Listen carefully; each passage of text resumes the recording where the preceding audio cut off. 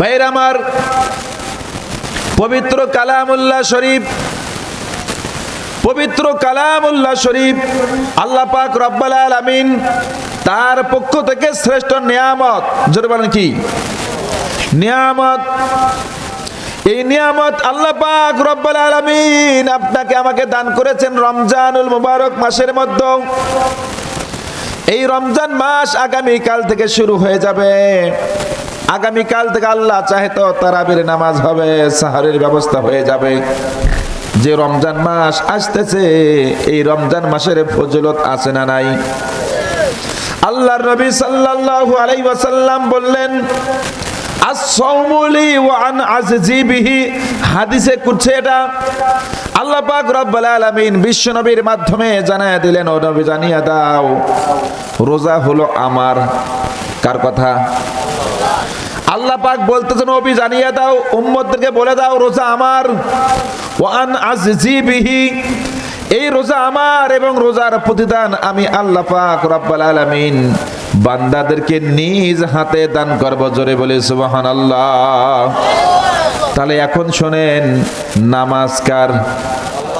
জোরে বলেন কার? হজ কার? যাকাত কার? ইসলাম কার? কোরআন কার? আপনি কার? সবই আল্লাহর। কিন্তু এগুলোকে আল্লাহ বললেন না, রোজাকে বললেন কেন? কারণ আছে না নাই? আল্লাহ পাক বললেন সব কিছু আমার ইবাদত, আর রোজা আমার আমল। কার আমল? আল্লাহ পাক রব্বুল আলামিন বলতেছেন, শুনে নাও, জেনে নাও, রোজা হলো আমার। কারণ আছে, ব্যাখ্যা আছে। বন্ধুগণ, দুনিয়ার জমিনে নামাজ আদায় হয় মানুষকে দেখানোর জন্য, নামাজ পড়া যায় আল্লাহকে ভয় করেও করা যায়। কথা বলেন ঠিক কিনা? টাকা আছে, হজ করলেন মানুষ হাজী সাহেব বলবে, হজ না করলে মানুষ কৃপণ বলবে, এজন্য হজ করা যায়। কি বলেন? টাকা আছে, যাকাত দিলে মানুষকে দেখানোর জন্য যাকাত দেওয়া যায়, ছবি তোলার জন্য যাকাত দেওয়া যায়, মানুষ দেখবে দানবীর বলবে, এই জন্য যাকাত দেওয়া যায়। কিন্তু রোজা এমন একটি ইবাদত যেটা মানুষকে দেখানোর জন্য নয়, কেবলমাত্র আল্লাহকে খুশি করার জন্য রোজা রাখে। কথা বলেন ঠিক কিনা? একটা পাগলও কখনো সকাল থেকে সন্ধ্যা পর্যন্ত না খেয়ে থাকবে না। কোনো ব্যক্তিকে খুশি করার জন্য নয়, কোনো মানুষকে খুশি করার জন্য না খেয়ে থাকবে না। অবশ্যই আল্লাহকে খুশি করার জন্যই রোজা রাখা হয়। কথা বলেন ঠিক কিনা? এই জন্য বাকি সব ইবাদত আল্লাহর জন্যও হয়, নিজের জন্যও হয়, দেখানোর জন্যও হয়, কিন্তু রোজা কখনো আল্লাহকে ছাড়া কারো জন্য হয় না। এই জন্য আল্লাহ বললেন রোজা আমার। এবার আমরা বাস্তবতার সঙ্গে মিলিয়ে দেখব, রোজা এবং আল্লাহর মধ্যে পার্থক্য আছে না নাই? আছে না নাই? এখন আপনারাই বলেন, রোজা থেকে মানুষ খায় নাকি? খায়। এবার বলেন এক বাক্যে বলেন, আল্লাহ কি খায় নাকি? আল্লাহও খায় না, রোজাদারও খায় না। সম্পর্ক আছে না নাই? এরপরে এখন আপনারা আরো একটু বলবেন, রোজাদারের সঙ্গে আল্লাহর সম্পর্ক কত গভীর, কত মিল, কত ঘনিষ্ঠ। রমজানুল মুবারক মাস, এই মাসের মধ্যে বান্দারা কম ঘুমায়। কি বলেন? এই যে মাগরিবের পরে ইফতার, মাগরিবের আগে ইফতার, এরপরে মাগরিব, এরপরে তারাবি, এরপরে আমাদের বাড়ির কাজ, এরপরে শেষের তাহাজ্জুদ, এরপরে সাহারি খাওয়া, এরপরে ফজর। আছে না নাই? ঘুমের টাইম কম হয়। এখন আপনারা বলবেন আল্লাহ কি ঘুমায় নাকি? আল্লাহর ঘুম আছে? আল্লাহ পাক বলতেছে, লা তাখুযুহু সিনাতু ওয়ালা নাউম। আমার ঘুম নাই, আমার ঘুম নাই। ঘুম তো দূরের কথা, আমার মধ্যে তন্দ্রাও নাই। কথা বলেন ঠিক কিনা? এজন্য আপনাদের বোঝার জন্য বলতেছিলাম, আল্লাহ পাক রব্বুল আলামিন বললেন রোজা আমার। রোজা কার? তাহলে আল্লাহ পাক রব্বুল আলামিন খায় না, রোজাদাররাও খায় না। রমজান মাসে রোজাদাররা ঘুমায় না, আল্লাহও ঘুমায় না। রোজা এবং আল্লাহর মাঝে পার্থক্য, মিল আছে না নাই? জোরে বলে মিল আছে না নাই? খারাপ লাগতেছে ভাই? বিরক্ত হচ্ছেন? তাহলে বলি নাকি? বন্ধুগণ, মুসা আলাইহিস সালাম, আল্লাহর নবী মুসা আলাইহিস সালাম আল্লাহ পাক রব্বুল আলামিনকে প্রশ্ন করলেন, আল্লাহ আপনি ঘুমান না, ভালো কথা থাকেন কেমনে? মুসা আলাইহিস সালাম আল্লাহর সঙ্গে সম্পর্ক, আল্লাহর সঙ্গে মিল। আল্লাহ পাক রব্বুল আলামিনকে ডাক দিয়ে বলতেছেন, আল্লাহ আপনি ঘুমান না, থাকেন কেমনে? প্রশ্ন করে বসলেন। আমার মুসলমান ভাইরা, যুবক ভাইরা, এরপর আল্লাহ পাক রব্বুল আলামিন মুসা নবীকে বললেন, মুসা জানার তো দরকার নাই, এটা তুমি জানতে চাও কেন? মুসা নবী বললেন, আল্লাহ একটু বলেন না, শান্তি পাই। এবার আল্লাহ পাক রব্বুল আলামিনের কাছে জেদ ধরলেন, বারবার বলতেছেন আল্লাহ জানতে চাই। আল্লাহ রব্বুল আলামিন তখন মুসা আলাইহিস সালামকে বললেন, ও মুসা তাহলে এক কাজ করো, সেটা হলো একাধারে 3 দিন 3 রাত ঘুমাইতে পারবা না, ঘুম জাগো, ঘুমাইতে পারবা না, ঘুম জাগো। মুসা আলাইহিস সালাম আল্লাহর অর্ডার পেয়ে, আল্লাহর হুকুম পেয়ে একাধারে 3 দিন 3 রাত ঘুম জাগলেন, ঘুমালেন না। এবার যখন 3 দিন 3 রাত ঘুম পারলেন না, একদম জেগে থাকলেন, চোখের মধ্যে ঘুম আসে না নাই? আমাদের ঘুম আসে কি আসে না? এই যে রাত 12টা 1টা পর্যন্ত মাহফিল শোনার পর আগামীকাল আমাদের মাথা ঠিক থাকে না, কি বলেন? আমরা উল্টা পাল্টা বকা শুরু করে দেই। বন্ধুগণ, মুসলমান ভাইরা, আমার যুবক ভাইরা, আমার মায়েরাও কথাগুলো বুঝে নেবেন।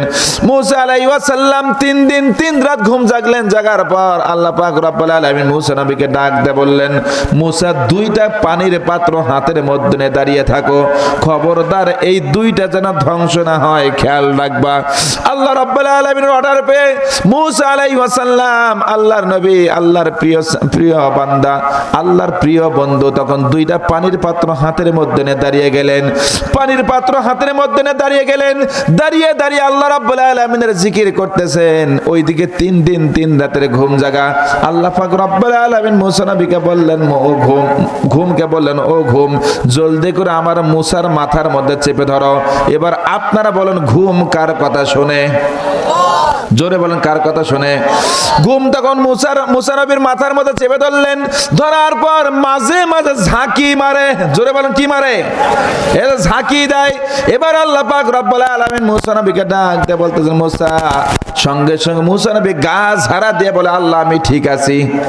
আমরাও কিন্তু এরকম করি, ঘুরতে যাই জুম্মার দিনে খালি টুপি, কি বলেন? তার কারণ আছে, মসজিদের মধ্যে দুনিয়ার টেনশন থাকে না, একদম মাথা ফ্রেশ থাকে, যার কারণে যাওয়ার সঙ্গে সঙ্গে ঘুম চলে আসে। কথা বলেন ঠিক কিনা? মুসা আলাইহিস সালাম তখন ঘুমে যখন ঝাঁকি দিল,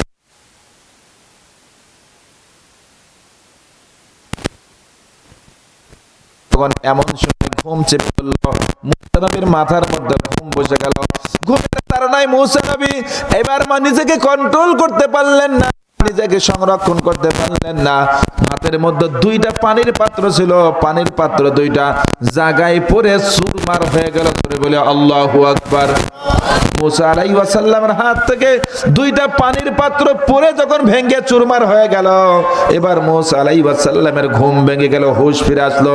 এবার সেজদায় মাথা নত করে দিয়ে বলতেছেন, আল্লাহ আমি রক্ষা করতে পারলাম না 2টা পানির পাত্র, আপনার হুকুম মানতে পারলাম না।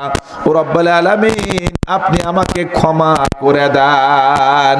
আল্লাহ পাক রব্বুল আলামিন মুসা নবীকে ডাক দিয়ে বলতেছেন, মুসা টেনশন করো না, এই 2টা পানির পাত্র তুমি রক্ষা করতে পারো না, কারণ হলো তোমার মাঝে ঘুম আছে, তোমার মাঝে তন্দ্রা আছে, তোমার মাঝে ঘুম আছে। মাত্র 3 দিন ঘুম জাগার কারণে 2টা পানির পাত্র রক্ষা করতে পারলা না। আমি আল্লাহর যদি ঘুম থাকতো, চোখের মধ্যে তন্দ্রা থাকতো, এই সাতব আসমান এবং জমিনের মালিক আমি আল্লাহ, এই আসমান জমিন কিছুই থাকতো না, সব কিছু উলট পালট হয়ে যেত। কথা বলেন ঠিক কিনা? এই জন্য আল্লাহ পাক রব্বুল আলামিন বলতেছেন, লা তাখুযুহু সিনাতু ওয়ালা নাউম, আমার ঘুম নাই তো নাই, আমার তন্দ্রাও নাই। জোরে বলে আল্লাহু আকবার। এই জন্য বন্ধুগণ বুঝাচ্ছিলাম, তাহলে রোজাকার আল্লাহ পাক হাদিসে কুদসি সেটাই বলছেন, as-সাওমু লি ওয়ান আজজিবি, রোজা হলো আমার। আমরা সেই আল্লাহ রোজা রাখতে কার্পণ্য অনেকেই করে। কথা বলেন ঠিক কিনা? বন্ধুগণ, মুসলমান ভাইরা, যুবক ভাইরা, এই রমজানুল মুবারক মাস, বরকতময় মাস, বরকতময় মাস, রহমতময় মাস, এই রমজানুল মুবারক মাস আমাদের জন্য কল্যাণকর মাস। জীবনে রমজান মাস একবার পেয়েছি, তো আর কখনো রোজা কাজা করবো না, রোজা ছেড়ে দেব না। ঠিক আছে তো? কথা ঠিক থাকবে? আগামী কাল থেকে রোজা তো রাখবেন ইনশাল্লাহ। এরপরে ইফতারি আছে না নাই? ইফতারি আছে না নাই? আল্লাহর নবী সাল্লাল্লাহু আলাইহি ওয়াসাল্লাম বলেছেন রোজাদারের জন্য দুইটা খুশির সময়। কয়টা খুশির সময়? দুইটা। এক নম্বর দুনিয়াতে, সেটা হলো সারা দিন রোজা রাখার পর সন্ধ্যাবেলা যখন ইফতারি নিয়ে সামনে বসে যায়, যখন আজান হয়ে যায়, ইফতারের সময় হয়ে যায়, ইফতারে খাওয়ার মজাই আলাদা। কথা বলেন ঠিক না? এত মজা ইফতারিতে রয়েছে যে মজা দুনিয়ার জমিন আর কোনো খাবারের মধ্যে পাওয়া যায়। আমরা রোজা ছাড়া অন্য দিন ইফতার গুলো খান, ইফতারের সময় যেগুলো খান ওগুলোই খাবেন, মজা পাবেন নাকি? মজা নাই। কিন্তু রমজান মাসে ইফতারের সময় মজা আছে না নাই? আল্লাহর নবী সাল্লাল্লাহু আলাইহি ওয়াসাল্লাম বলতেছেন রমজান মাসে যখন বান্দারা সারাদিন রোজা রাখে, সন্ধ্যাবেলা ইফতারিকে সামনে নিয়ে বসে যায় ইফতার করার জন্য, এত আনন্দ লাগে, ভালো লাগে, ওই মজা আর কোথাও পাওয়া যায় না। আবার দেখবেন যারা রোজা রাখে না, যারা রোজা করে না, এরাও ইফতারি নিয়ে বসে যায়, কিন্তু এরা মজা পায় না। বন্ধুগণ, দেখা যাবে যারা রোজা রাখে না, ইফতারের সময় যখন হয়ে যায় চোরের মতো ঘুরে বেড়ায়, বসার জায়গা পায় না। আবার কিছু বদমাইশ রয়েছে রোজা রাখে না, এরা বলে সারাদিন রোজা রাখলাম না, একটা পাপ করলাম, ইফতারের সময় যদি ইফতারটা না করে আরো পাপ হবে। নাউজুবিল্লাহ বলেন। এই জন্য রোজা রাখি না তো কি হয়েছে, অন্তত ইফতারটা করি। আছে না নাই? এরকম ধোকাবাজ আছে না নাই? বন্ধুগণ, যত ইফতার করুক না কেন মজা নাই। এরপরে বিশ্বনবী সাল্লাল্লাহু আলাইহি ওয়াসাল্লাম বললেন রোজাদাররা ইফতারের সময় মজা পায়। আর একটা খুশির সময় হলো, সংবাদ হলো, সেটা কিয়ামতের ময়দানে আল্লাহ পাক রব্বুল আলামিন বলছেন আস-সাওমু লি ওয়ান আযজিবিহি, রোজা আমার এবং রোজার প্রতিদান আমি আল্লাহ নিজ হাতে দান করব। আল্লাহর নবী সাল্লাল্লাহু আলাইহি ওয়াসাল্লাম বলতেছেন যখন আল্লাহর গোলাম রোজার পুরস্কার আল্লাহ রব্বুল আলামিনের হাত থেকে পেয়ে যাবে, আল্লাহ পাক রব্বুল আলামিন যখন নিজ হাতে পুরস্কার দেবেন, সঙ্গে সঙ্গে আল্লাহর বান্দাগুলো, আমরা আল্লাহর গোলামগুলো আল্লাহ রব্বুল আলামিনকে নিজ চোখে সরাসরি দেখার সৌভাগ্য হবে। এর চাইতে খুশির সংবাদ আর কি হতে পারে? কথা বলেন ঠিক না? এই জন্য দুইটা সময় হবে আল্লাহর বান্দাদের খুশির সময়। আমরা কি বুঝতে পেরেছি? তাহলে রোজা রাখবেন, রোজা রাখা যাবে ইনশাআল্লাহ। মুসলমান ভাইরা, যুবক ভাইরা, এরপরে আমরা আসবো আল্লাহ পাক রব্বুল আলামিন যে কথা বলেছেন, আমি কোরআনুল কারীম থেকে যে আয়াতগুলো তেলাওয়াত করেছি আমি সেই দিকে যাব, হাদিস তেলাওয়াত করেছি সেই দিকে যাব। আমার মুসলমান ভাইরা, যুবক ভাইরা, কথাগুলো মগজ দিয়ে বুঝতে হবে, একদম ব্রেন খাটাতে হবে। রোজা কেমনে আসলো, কিভাবে আসলো, জানার প্রয়োজন আছে না নাই? আগামীকাল থেকে রোজার জন্য রোজার বিষয়ে কথা বলতেছি, অন্যথায় আজকে আমি বলতাম না। এখন শুনে যান আমার মুসলমান ভাইরা, যুবক ভাইরা, আল্লাহর নবী সাল্লাল্লাহু আলাইহি ওয়াসাল্লাম জানায়া দিলেন আল্লাহ পাক রব্বুল আলামিন একবারে আমাদের প্রতি রোজা দেন নাই, রোজা ধীরে ধীরে 4 স্টেপে এসেছে। স্টেপ কয়টা? জোরে বলেন। এ জোর হলো না? ওরে বাবা, আলহামদুলিল্লাহ বলেন। মা বোনরা বসে আছে পর্দার আড়ালে, মারা ভাবতেছে আমাদের ওয়াজ কই। ও মা, এই কথাগুলো শুনে যান, ভালো লাগবে, জীবনের পরিবর্তন আসবে, আপনারা হেদায়েত হয়ে যাবেন। এরপরেও স্পেশাল কিছু বক্তব্য আপনাদের জন্য রেখে দিয়েছি, মা একটু পরে বলবো। আমার মা মন খারাপ করবেন, উঠে যাবেন না, আপনাদের বিষয়ে কথা আমি বলেই যাব ইনশাআল্লাহ। আমার মুসলমান ভাইরা, যুবক ভাইরা, আল্লাহর নবী সাল্লাল্লাহু আলাইহি ওয়াসাল্লাম রোজাকে 4 ভাগে পেয়েছেন, 4 বারে পেয়েছেন। এক নম্বর হলো আল্লাহর নবী সাল্লাল্লাহু আলাইহি ওয়াসাল্লাম সারা বছর রোজা রাখতেন, সারা বছর রোজা রাখতেন, প্রতি সোমবার এবং বৃহস্পতিবার রোজা রাখতেন। সাহাবায়ে কেরামরাও তারাও রোজা রাখতেন, তেনারাও রোজা করতেন। আমার মুসলমান ভাইরা, যুবক ভাইরা, এই বিশ্ব নবী সাল্লাল্লাহু আলাইহি ওয়াসাল্লামের রোজা রাখে দেখে সাহাবীরা রোজা রাখতেন, তারাও রোজা পালন করতেন। এটা হলো প্রথম স্টেপ, অর্থাৎ রোজার শিক্ষা চলমান রয়েছে। দ্বিতীয় স্টেপ হলো আল্লাহর নবী সাল্লাল্লাহু আলাইহি ওয়াসাল্লাম মক্কা থেকে হিজরত করে মদিনায় গেলেন। মদিনায় যাওয়ার পরে লক্ষ্য করলেন মদিনার লোকেরা বছরে একদিন রোজা রাখে, সেটা হলো আশুরার রোজা। জোরে বলেন, কিসের রোজা? আশুরার রোজা করে। আল্লাহর নবী মদিনাবাসীকে বললেন তোমরা কেন এমনটা করো, কেন এমনটা তোমরা করো? আর মদিনাবাসী তখন বলে দিল ইয়া রাসূলুল্লাহ, ইয়া হাবিবাল্লাহ, আমাদের পূর্বপুরুষরা করতো, আমরাও সেটা করি। কেন তারা করেছিল, ব্যাখ্যা আছে কিনা? তারা বললেন হ্যাঁ ব্যাখ্যা আছে।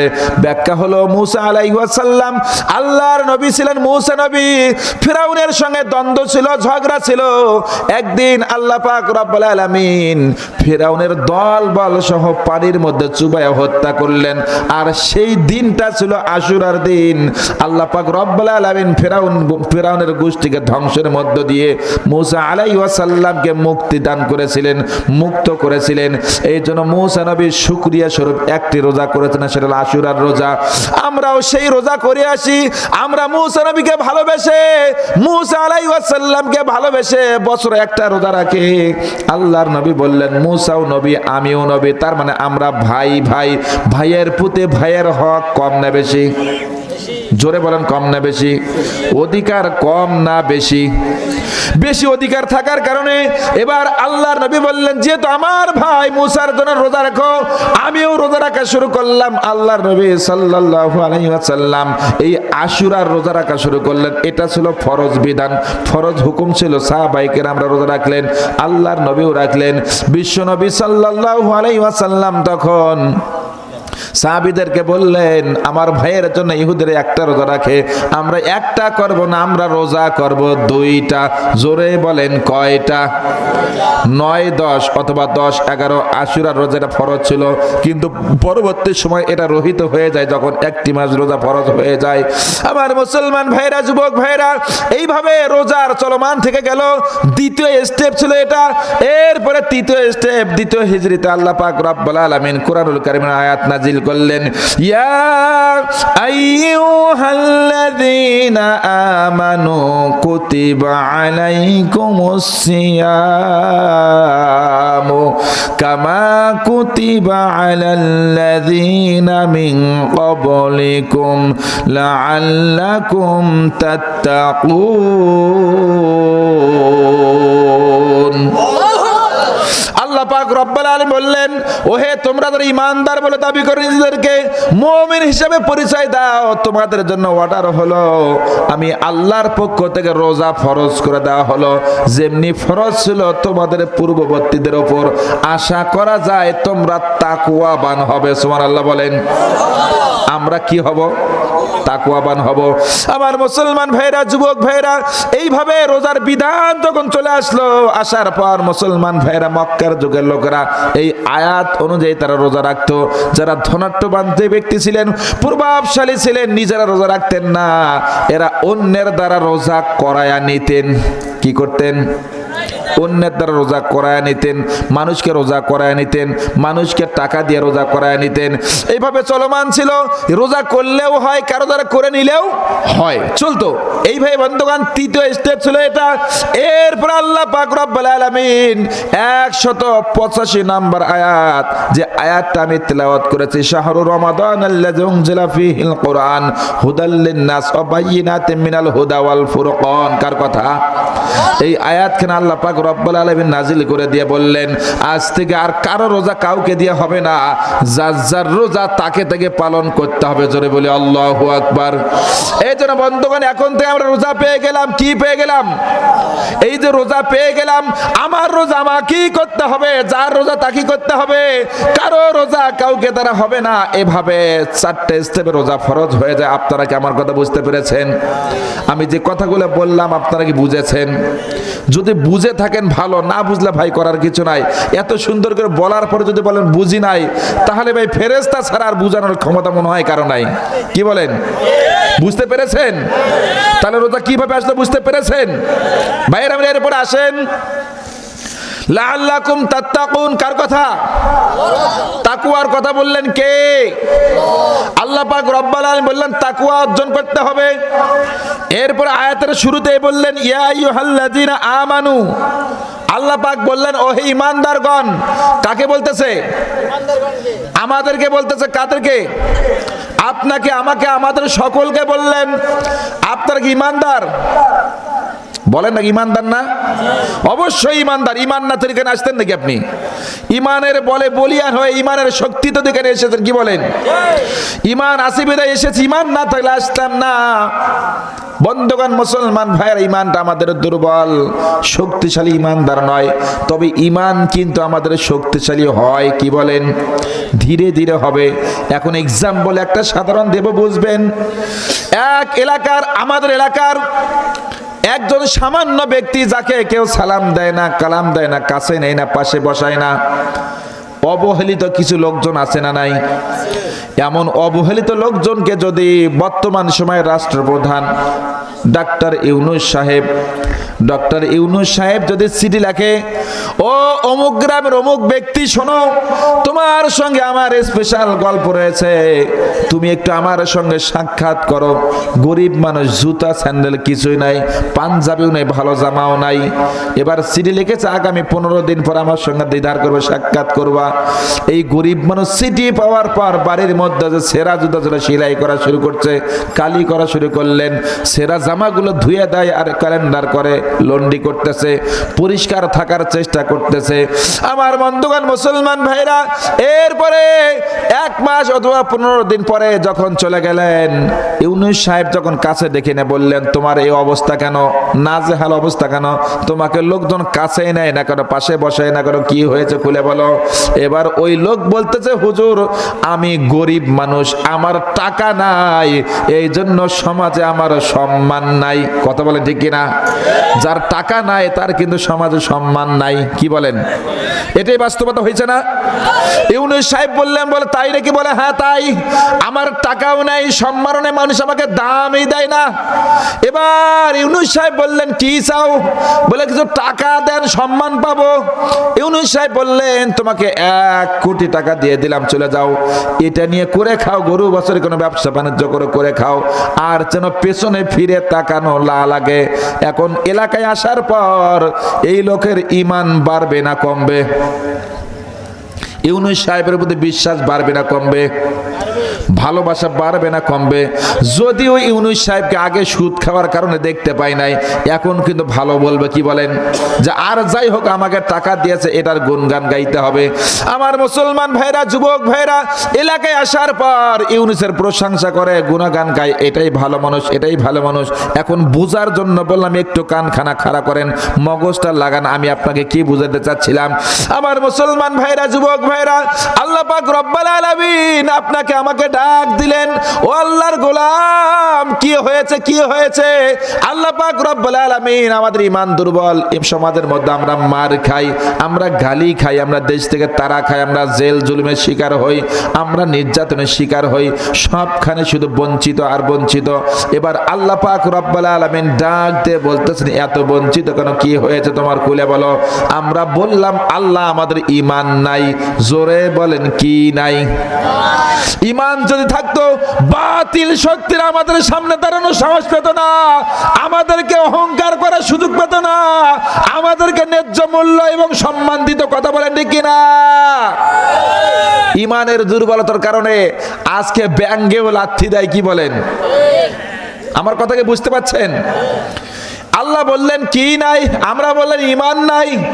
এবার আল্লাহ পাক রব্বুল আলামিন বললেন, তাই যদি হয়, ইয়া আইয়ুহাল্লাযীনা আমানু কুতিবা আলাইকুমুস সিয়াম, তোমার ঈমান নাই, তুমি বললা, যার কারণ তুমি অবহেলিত, এই নাও তোমাকে আমি সিয়াম দিলাম।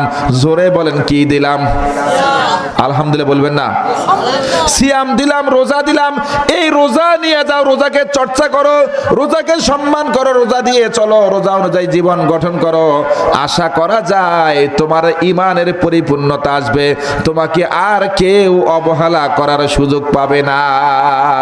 সেই রোজা আমরা নিয়ে আসলাম, এই রোজা আমরা পেলাম। এখন যদি রোজাকে আমরা অবহেলায় কাটিয়ে দেই, আমরা 1 কোটি টাকা নিয়ে আসার পর টাকা যদি আমরা সঠিক ব্যবহার না করি, বসে বসে খাই, মানুষকে দান করে দেয়, ডাকাতের খপ্পরে ফেলে দেয়, তাহলে কি কোনো কাজ হবে? হবে না। এই সিয়াম আমরা পেয়েছি, সিয়াম যদি আমরা মর্যাদা না দেই, সম্মান না দেই, আমাদের ঈমানও বাড়বে না, আমরা সম্মানও পাবো না। কথা বলেন ঠিক কিনা?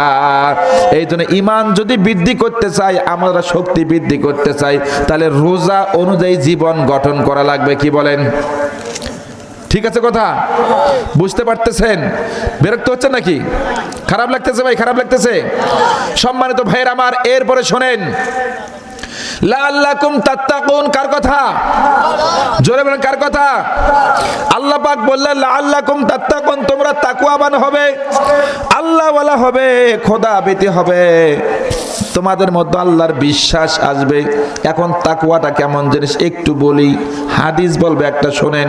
ওমরে ফারুক রাদিয়াল্লাহু তাআলা আনহু তার জামানায় তিনি এলাকা ঘুরে ফিরে দেখেন এবং আইন করলেন মদ খাওয়া যাবে না, কেউ যদি মদ খায় তার শাস্তি হলো মৃত্যুদণ্ড, তাকে মৃত্যুদণ্ড দেওয়া হবে। এমন আইন করার পর সমাজ থেকে নেশা একদম বন্ধ হয়ে গেল, মদ বন্ধ হয়ে গেল। একদিন এক যুবক বাজারের মধ্যে গেলেন, যাওয়ার পর বাজার থেকে কিছু মদ সংগ্রহ করলেন, নিজে এক ডিব্বা মদ গ্রহণ করলেন, খাইলেন, খুব মজা পেয়েছে, নেশা হয়েছে। আর এক ডিব্বা মদ ক্রয় করলেন, বাড়িতে গিয়ে খাবে। এইভাবে বন্ধুগণ এক ডিব্বা খাইলো, এক ডিব্বা কিনলো, বাড়িতে গিয়ে খাবে। এই মদের ডিব্বা হাতের মধ্যে করে নিয়ে বাড়ির দিকে যায়, রাস্তা দিয়ে যাচ্ছে। ওমরে ফারুক রাদিয়াল্লাহু তাআলা আনহু সন্ধ্যার পরে এলাকা দেখার জন্য, খোঁজ খবর নেওয়ার জন্য বেরিয়ে আসলেন। আসার পর বন্ধুগণ রাস্তা দিয়ে যাচ্ছে, ওই রাস্তা দিয়ে যুবক মদ কিনে নিয়ে বাড়ির দিকে যায়, সরাসরি ওমরের সামনাসামনি হয়ে যাচ্ছে।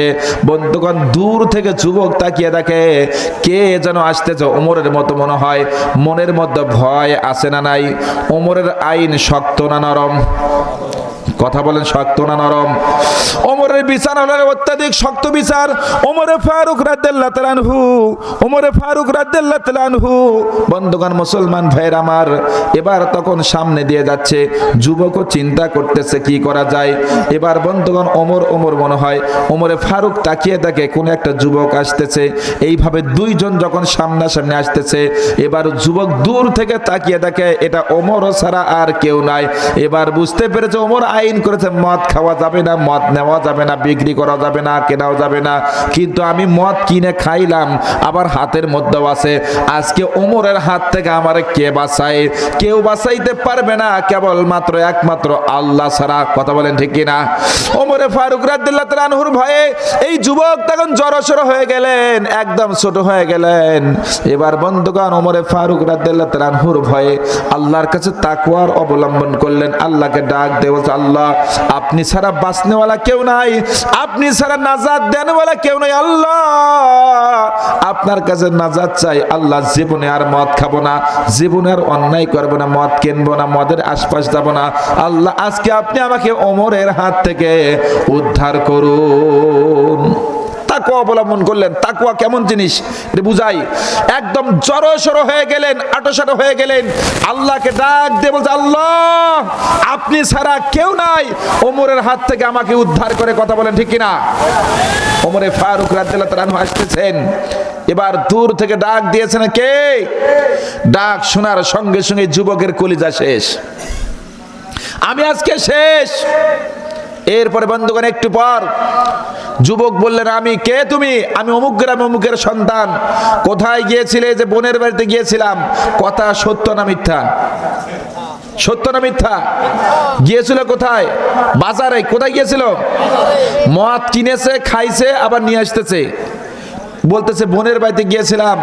ওমর বললেন, কাছে আসো। যেমনি কাছে ডাক দিয়েছে, হাতের মধ্যে মদের ডিব্বা। কলিজা কি ঠিক থাকে? কলিজা নাই। এবার আল্লাহকে ডাক দিয়ে জড়ো হয়েছে, তাওবাতুন নাসুহা করেছে, তাকওয়া অবলম্বন করছে। আল্লাহ আপনি ছাড়া কেউ বাঁচাইতে পারবে না। একদম ছোট হয়ে গেলেন, কাছাকাছি আসলেন। হাতের মধ্যে কি? যুবক বলতেছে হাতের মধ্যে দুধের ডিব্বা আছে। কি? মদের ডিব্বা। বলতেছে দুধের ডিব্বা। কথা সত্য না মিথ্যা? ওমরে ফারুক রাদিয়াল্লাহু তাআলা বলতেছে হাতের মধ্যে কি? বলে দুধের ডিব্বা। কোথায় গিয়েছিলে? বোনের বাড়িতে। সব মিথ্যা, জীবনের ভয় মিথ্যা বলতেছে। এবার ওমরে ফারুক বলতে, কাছে আসো। এবার কলিজা আরো শেষ। কাছে আসার পর হাতের মধ্য থেকে দুধের ডিব্বা, মদের ডিব্বাখানে ওমরে ফারুক নিজে নিলেন। এই যুবক তখন আল্লাহকে কান্নাকাটি করে বলছে, আল্লাহ জীবনে আর অন্যায় করব না, পাপ করব না, মদ খাবো না। আল্লাহ আপনি আমারে বাঁচান। ওমরে ফারুক রাদিয়াল্লাহু তাআলা আনহু মদের ডিব্বাখানা হাতের মধ্যে নিয়ে যখন মুখটা খুলে ফেললেন, ফেলার সঙ্গে সঙ্গে দেখলেন ওই ডিব্বার মধ্যে মদ নাই। ডিব্বার মধ্যে সম্পূর্ণ মদগুলো দুধ বানিয়ে দিয়েছেন কে? আর জোরে বলেন কে? আমার মুসলমান ভাইরা, যুবক ভাইরা, যদি আমরা তাকওয়ার নীতি অবলম্বন করতে পারি, আল্লাহকে বিশ্বাস করতে পারি, আস্থা রাখতে পারি, আল্লাহ পাক রব্বুল আলামিন কঠিন বিপদ থেকে আমাদের উদ্ধার করতে পারেন। কথা বলেন ঠিক কিনা?